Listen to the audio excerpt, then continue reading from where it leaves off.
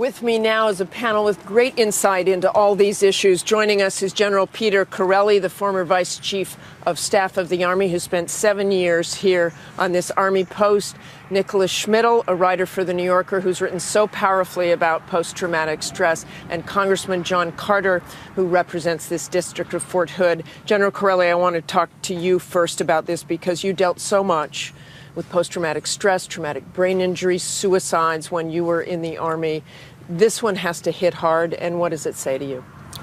Well, they all hit hard, and this is a horrible, horrible tragedy. I think even a bigger tragedy would be if the public at large came to the conclusion that everyone who returns from Iraq or Afghanistan who served in the military has these issues. We've got to understand that the vast majority of our servicemen and women have been on multiple deployments, and return home unscathed. But can you have post-traumatic stress without seeing combat? Of course you can. I mean, we have people in the United States who have post-traumatic stress. It's estimated that 8% of the population in the United States will suffer post-traumatic stress at some time. So we're talking about Ivan Lopez, certainly as the shooter.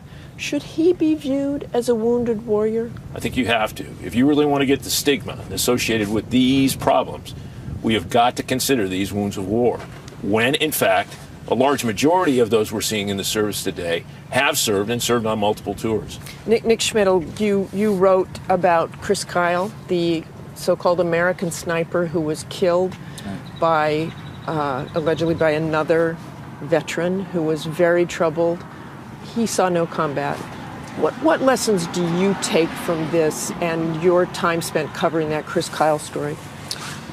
A couple of things. I mean, I think that it's impossible to know, as General Chiarelli was mentioning, exactly what everyone is going through. You can't get into someone else's mind. You can't understand what factors tripped them to commit whatever acts. The second thing, though, is that, you know, these wars are coming to an end, and yet the effects of these wars on the men and women who served perhaps will be seen for decades to come. And I think that that's something that the American public thinks that, okay, there were no casualties in Iraq and Afghanistan during the month of March. The American commitment is over, and it's far from over. But I want to read something from your piece by Phil Carter. You quote Phil Carter, who we just saw in my piece. "This after-war is just beginning," said Carter. He compared this period to the one following Vietnam. As Vietnam was winding down, demand for mental health services went up, homelessness went up. That's when people transition. That's when symptoms occur or latent issues manifest, he said. War has a long tail. All right. What do we owe our service members? Well, I mean, I think that's if it would be horrific to imagine that you would send a young man or woman into Iraq or Afghanistan at the worst time of combat, ill-equipped for war. We would be horrified by that idea. And yet there is a compact, I think, between those who fought and this country. And so we should be equally as horrified that they're ill-equipped to come home and transition home as we were that they were ill-equipped to fight. Congressman Carter, you've seen this happen twice now at Yes. Fort Hood. The lessons that he's talking about, and General Chiarelli as well, what are you seeing? I absolutely agree. And General Chiarelli and I have talked about this in the past.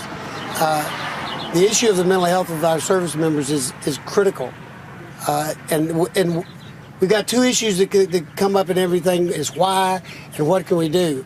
And what can we do is we have to provide more resources both at the DOD level and at the VA level. And that transition needs to be smooth. Because these folks, Pete's right. You can have post-traumatic stress in any ordinary job. It depends on the level of stress you can carry. Some can carry tons, others can carry none. But this soldier was receiving treatment. Well, that's an excellent point. And the point I would like to make is the fact that we have lots of soldiers receiving treatment, and just because we get them into treatment doesn't mean that we're going to be able to take care of the problem they have, because we just don't know enough. We don't know enough about post-traumatic stress. We don't know enough about traumatic brain injury. We need to mount a national effort to get at this problem and ensure that we do our research a lot smarter than we've done it in the past. And a lot of it's self-reporting. If he didn't report any violent outbursts before, then his mental health workers wouldn't know, correct, Congressman? That's correct, but we've had that. We started working on that issue way back in '04 as to convincing soldiers to report their injuries, including their bad dreams, sleeplessness, fits of terror, or whatever. They felt it showed weakness. They were strong soldiers, and it kind of weakened their image. And it was a real fight. And the hierarchy in the Army did a real strong effort to get it done. And I think it's better. Don't you, General Chiarelli? I think it's better. I think they're stepping up now and saying, I got problems. You can't start without identifying your problem, and it can't be a pariah to identify. Just very quickly, Nick, as more troops come home, do you expect more problems? Inevitably, but they don't have to all be violent. I mean, there are just problems adjusting. And I think that the big issue as well is just individuals falling through the cracks, individuals coming back and having symptoms that don't quite register, that don't qualify for them for long-term programs, but that do qualify them for attention. They don't get it, and this is what happened in the Chris Kyle story as well. And again, everyone with mental health issues is not prone to violence. We want to make that point. Thank you so much for joining us today, gentlemen. A great conversation.